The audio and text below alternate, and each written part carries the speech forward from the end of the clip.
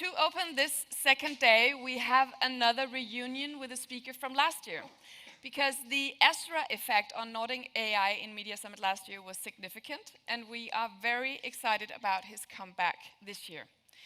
We all talk about generative AI right now, but Ezra takes a more comprehensive look at current trends in AI, encouraging a broader view of AI's impact on the media industry. He inspires the industry through his newsletter Wayfinder, and he will guide us in trends to watch and act on. Get ready for what could be described as a masterclass in keynote form. Please welcome Strategy and Innovation Director at NPO, Ezra Eeman.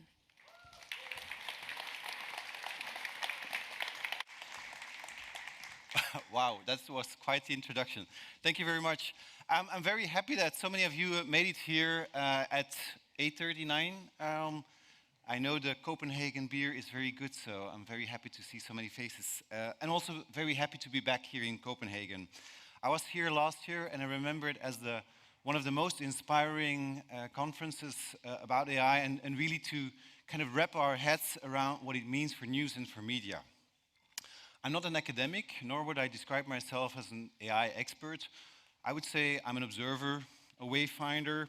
I'm trying to make sense of all in order to make strategic decisions and also to steer innovation at NPO.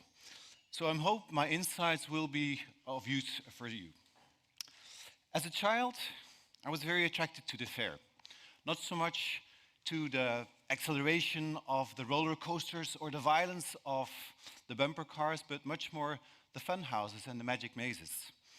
From the outside, it looked like a portal to another dimension, a space that duplicates itself infinitely. And yes, it was hard to resist to get in. But once you were inside, the feeling was sometimes a bit different. It quickly became disorienting and sometimes also a bit frightening. You wanted to get out. And I feel like collectively we're experiencing this now with AI. Every new AI announcement promises a new kind of paradigm shift. But after a while in the maze, you also start realizing that not everything is what it seems.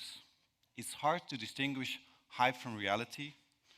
There's no clear and obvious road ahead, and it feels like this is just the beginning. I don't necessarily have a way out of the maze. I think there's different ways out of the maze. The most obvious one, and I learned this as well, is to just put your shoulder on one wall and you walk in a straight line, and at some point you will get out of the maze. You can also rise above the maze, and then you get a better overview. You can see all of it. You can just break down the barriers and knock your way out of it. You can ask for guidance, or you could decide that perhaps your goal is no longer to be outside of the maze, but what if you find a new goal inside the maze? So it won't surprise you that I lingered longer than normal children inside the maze, because I wanted to understand how it was made, so I could build one myself. Anyway, let's get to the real story here. Last year, my presentation was very much about the big bang of generative AI, the explosion of new and almost unthinkable capabilities, and getting a grip on what it would mean for news and media, for us.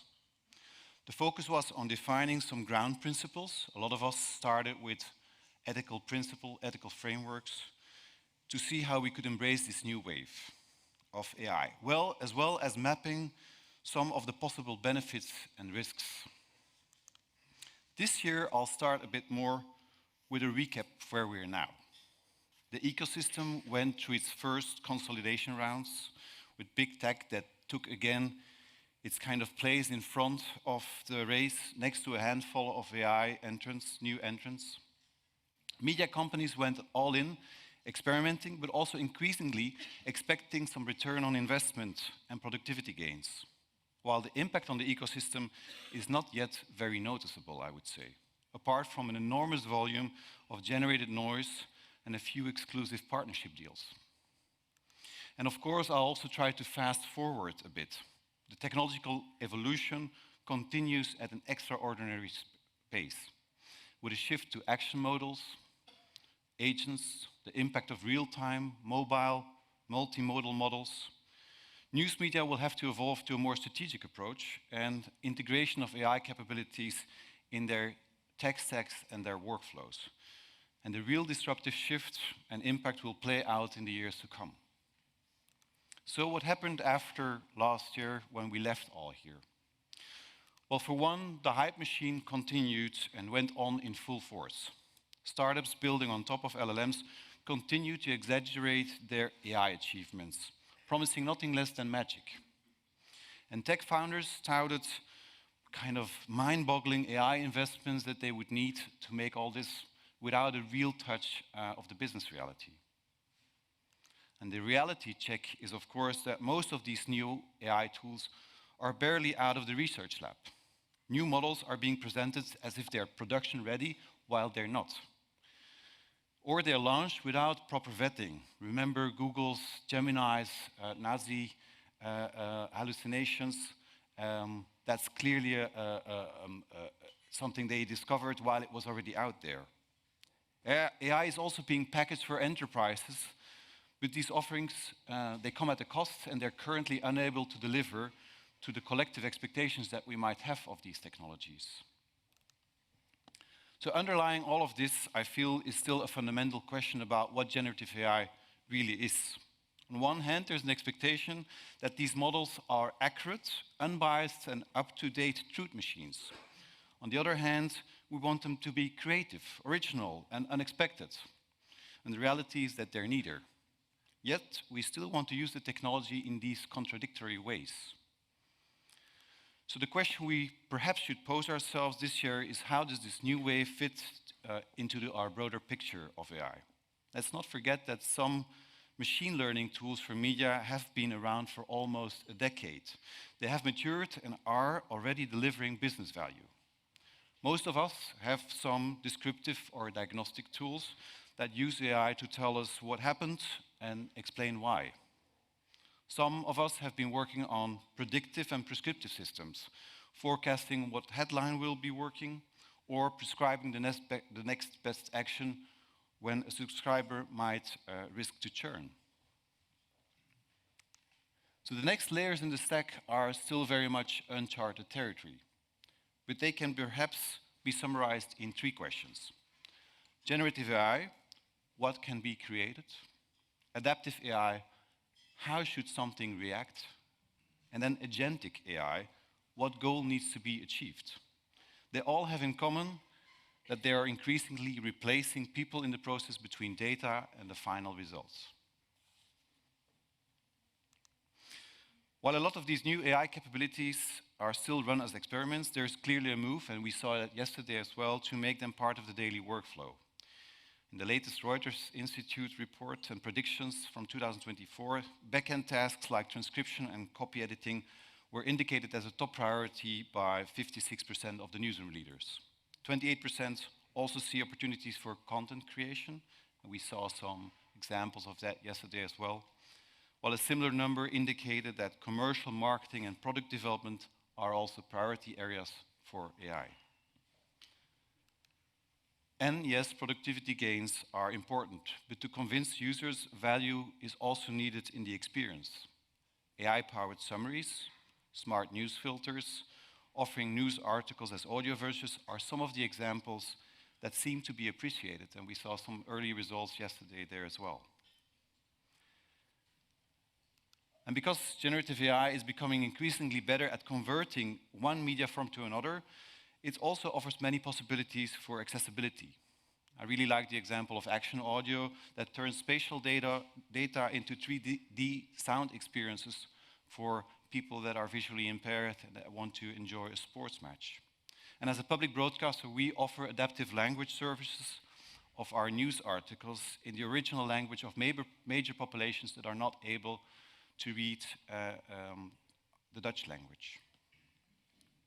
Finally, and I hope to discover many more examples, because also here I didn't see so many of them, generative AI makes new forms of storytelling possible, like this text-to-image data visualization.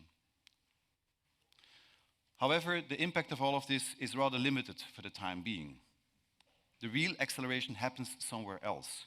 The number of deepfake porn images, phishing emails, cyber attacks, and AI-generated misinformation has exploded in 2023.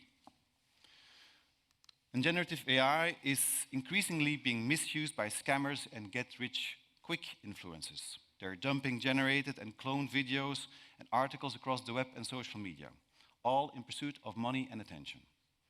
Ironically, this abuse is starting to ruin the platforms that made these AI tools available in the first place. So what have we learned in that year? That despite all the potential and the promises, generative AI is far from perfect. It's expensive, it's not very accurate, it's often slow, it's not complete, it can feel uninspired, to name just a few of the many flaws of its current state. Strangely enough, that doesn't mean we don't have to make choices. Are you still hiring an illustrator or a photographer for an assignment that can also be generated? Meanwhile, the rollout of generative AI has introduced another layer of tech and infrastructure that we don't own, but is in the hands of a few big tech companies, and a handful of newcomers that also depend on big tech investors. You have to remember that at the end of 2023, Amazon, Microsoft, and Google controlled 67% of the global cloud services that are vital for these AI services. So you could say maybe partnerships are a way out of there. But whether they are remains unclear, because currently the talks that are being held, we don't know these conditions. And the history of big tech partnerships is not entirely positive. They might be beneficial in the short term, but not necessarily on the long term. The advantages are currently only for a happy few. And while we still are processing what's happening last year, the future doesn't wait. It feels like we're already on the next wave of acceleration. At the most basic level, AI companies are trying to fix the basics. The many flaws that we just showed that make generative AI currently too risky or too cumbersome are they're trying to find solutions for them. Examples are like the spectacular increase in context windows, giving models a better and larger working memory so they don't tend to forget what they were working on. Adding more controls, which is important certainly for image and video generation tools, and more considerations on IP consent, to name just a few of the pain points that needed to be fixed. Another area of focus is transparency and provenance as a way to fight the circulation of fakes and misinformation. Digital signatures for cameras, content credentials in the metadata, and labels for AI-generated posts on social are some of the examples out there. And while I think they're crucial efforts, I'm not sure if they can cure the bigger issue of the lost trust of what is real and what is not. Last year, I said the prompt was a bug, and I had a discussion yesterday with David about this, and not a feature, and I'm still convinced that's the case. I think prompting is important for a few specific individuals in the newsroom, but it shouldn't be something everybody in the newsroom should learn. Most people have no clue of what they should do and ask. Unfortunately, we see some positive evolutions there with intuitive gesture-based interfaces, prompt suggestions, or even guides that help users to get the most out of the intelligent assistants. And probably the biggest shift that happened last couple of months has been the shift to video and audio. While only a few models were available at the beginning of 2023, there is now a real race for production-worthy models. In audio, we have reached that milestone, I think, for both speech and music generation.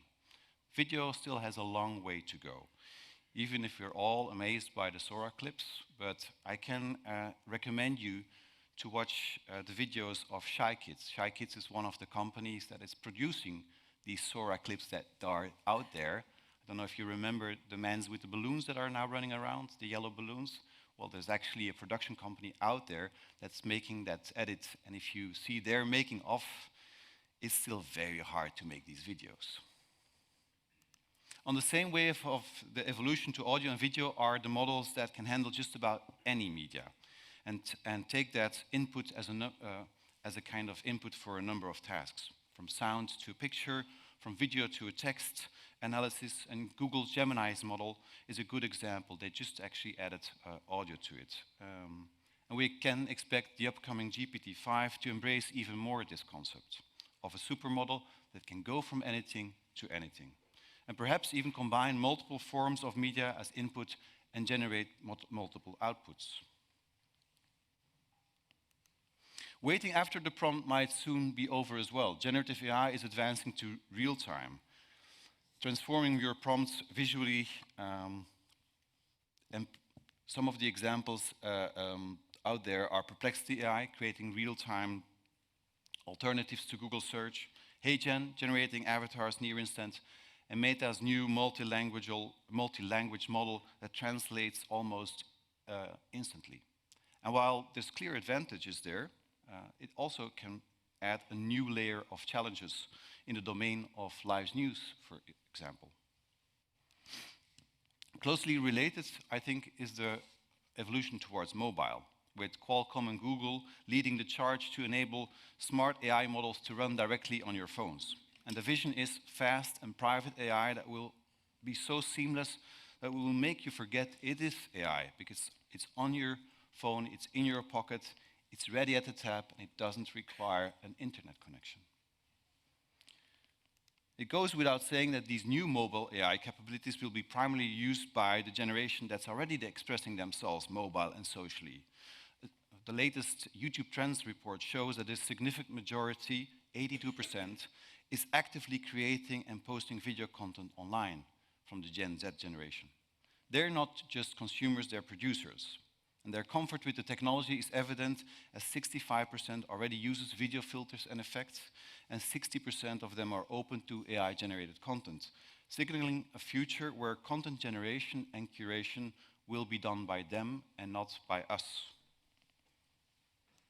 Back to the toolbox. A lot of generative AI products and tools that you can find are currently standalone propositions. And as the technology becomes more mature, and we saw it yesterday as well, we're seeing them being integrated in the tools and workflows we use, from newsroom CMSs to creative suites, with better and more effective user interfaces, with less rework, and more logical key decision points for humans. Part of that thinking in workflows is maybe also to accept that LLMs might have a natural ceiling. It might not be possible to fix all of the problems. And a better approach might be then to chain models in pairs or string them. This way, one model generates and a second one is tasked to fact check and cross-reference. And in an experimental setting, in a kind of recent research from Google, this proved to be much more effective than human fact-checking in spotting false information. And as AI models become multimodal, they can now combine visual and textual data. This means they can read any interface on your device. Pair that with the knowledge of actions, and you get large action models. The hyped Rabbit R1 device can, in theory, if you ask it, book a travel for you, because it knows how to use the apps on your phone to do it. I say in theory. I think the big flaw with these large action models is they understand the actions, they not necessarily have the reasoning capacity to understand what they're doing. So they could also fire a nuclear missile as an action. This brings us to the broader idea of agents as the next step, AI towards autonomy. Agents come in many forms, but the core idea is that you set a task and agents come up with a multi-step plan to achieve its goal. For example, first doing research, then writing a draft, finding a byline, and then coming up with a headline. And often these agents will be embodied by devices. Could be your smartphone, could be some device that you just carry around like a little box that you can talk and interact with. From here, the robot future is just around the corner, you would say. This evolution brings AI again closer to us. From a tool to understand the world, it has become a device to create and generate things for us, and it becomes always more personal. Because the thing with language is that at the core, it's a very private and intimate thing. That's why character chatbots are currently the second most popular category of AI tools, and why an increasing amount of AI apps and devices are being promoted as personal devices, as personal memory devices, as digital twins that store your every data. And I think in this area, it's good that the EU Act, the AI Act, defines crucial boundaries. for example, by including analyzing emotions as a high-risk application. Because if everything can be read and used as data, nothing is truly secure. And it's necessary if you see what's already happening in terms, what's already being offered in terms of emotional AI and analysis of emotions. So I'm sure because you're all following AI quite closely, that you heard or read most of these evolutions I just mentioned. What makes this moment unique for me is that they all seem to happen at the same time. And together they create a disruptive cyclone that exerts pressure on society, organizations, and individuals. And as we're all still in the magic maze together, it's hard to foresee how everything will play out. The ripple effects are many, both big and small. So let me just focus on 4 of them. It's obvious that generating content at scale has become easier than ever, and because of that, I think we also have to conclude that a lot of content will lose value. Disruption in this new and noisy world will become increasingly from new entrants that are not constrained by any journalistic standards or classic definitions of news and quality. And the question is, will that matter for the audience? Good enough goes a long way to capture attention.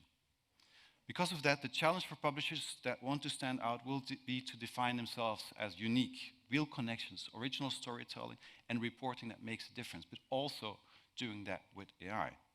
And finally, I don't think AI will save publishers. That will depend on the power to reinvent ourselves, not just as bringers of news and information, but as valuable services in a complex world. So that's my happy message, inspiring message. Of course, I don't want to conclude or end my story without giving a bit of an explanation or an insight on how we try to achieve that at NPO, the Dutch Public Broadcaster. Because we are a public service media company, and we also explicitly choose in our innovation charter not to focus on AI, but on what we want to achieve with it. This ensures that we keep our mission central rather than the technology. Our agenda for the next 2 years has 6 core themes: encouraging digital inclusion, empathy, and accessibility, adding value more effectively, facilitating impactful connections, engaging and retaining new audiences, increasing trust and media literacy, and adding more experience to our offer. Finally, we are hosting regular talks and workshops all across the country to engage and inform people about all aspects of AI, because we feel that we can only be successful if we bring our audience along. Thank you.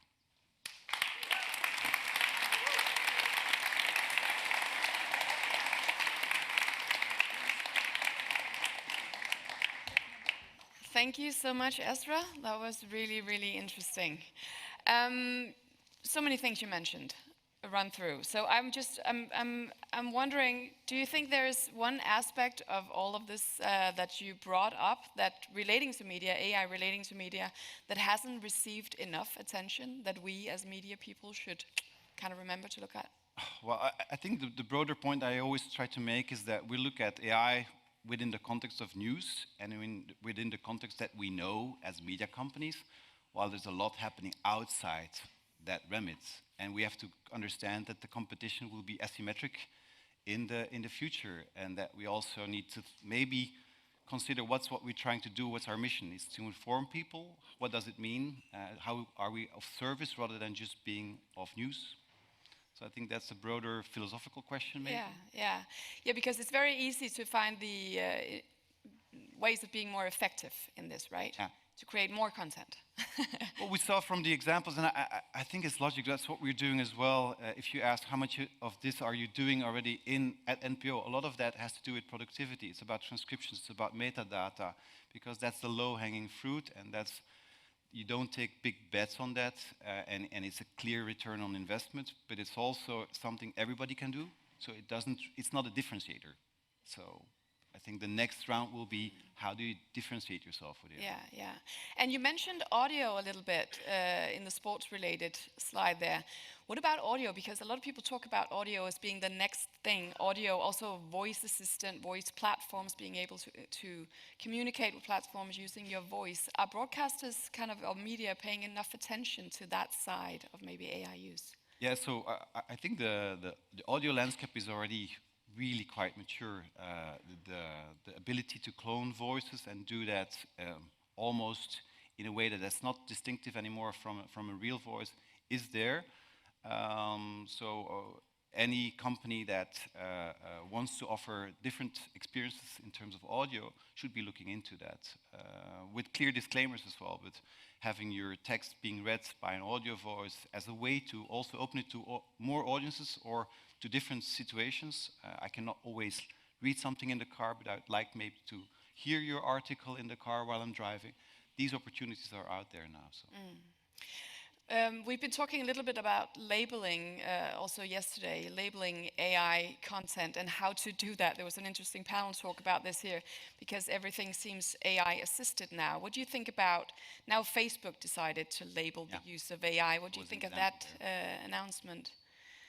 What are your thoughts on their approach? Well, I think it's very context specific. I don't think it necessarily works to label everything. It also depends where in the process AI was being used.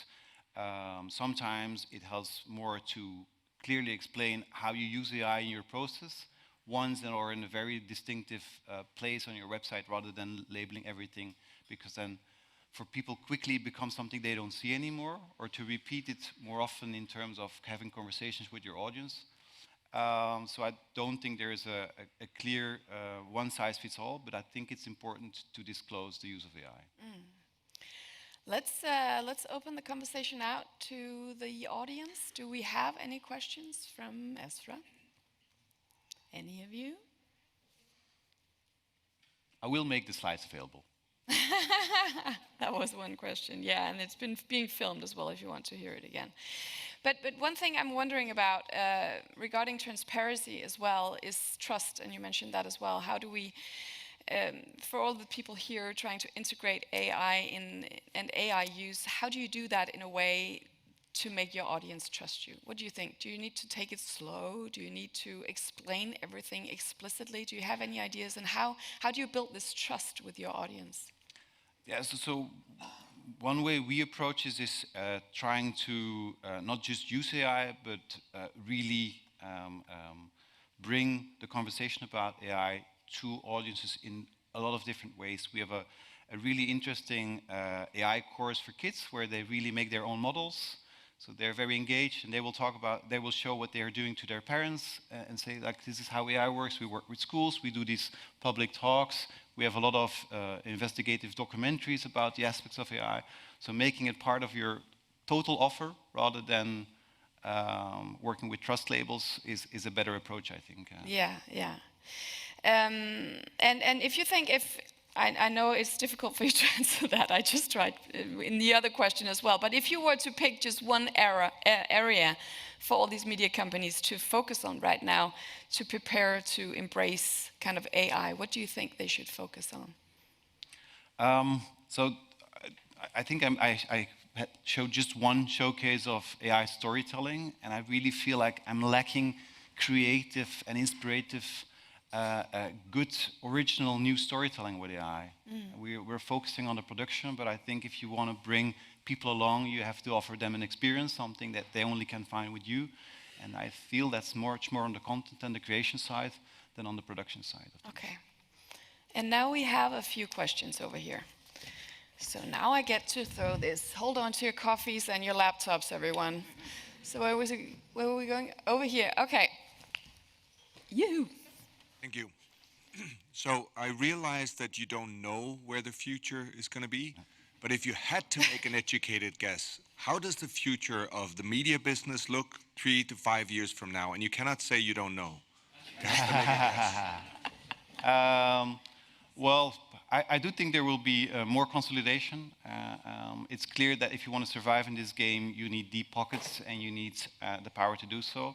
So there will be huge tentpoles of media organizations that have a portfolio of brands that they can protect and that they can make sure that connects to their audiences.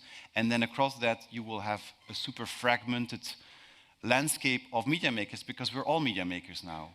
So I think that will be the reality, a few big tentpole companies and then surrounded by a sea of generators. That's what we'll call them now. We have another question just behind you. Yes. Thank you. So you mentioned in your mission-driven innovation slide something about facilitating impactful connections. Could you elaborate a bit on that, please? Yeah, so one of the aspects that we think is happening or is crucial is that after the COVID epidemic, there is now a loneliness epidemic. People are increasingly lonely at digital, and if we're not careful, AI can become something that makes us all even more lonely because we will all be talking with chatbots and not with. So the challenge we see is how can we use AI to facilitate again connections between humans, bring communities together, inspire events, but do that also with new technologies. So rather than doing something in isolation for individuals, we try to do things for communities. On that thought, I think that was all we had time for now. But thank you so much, Ezra Eeman. Let's give him a hand.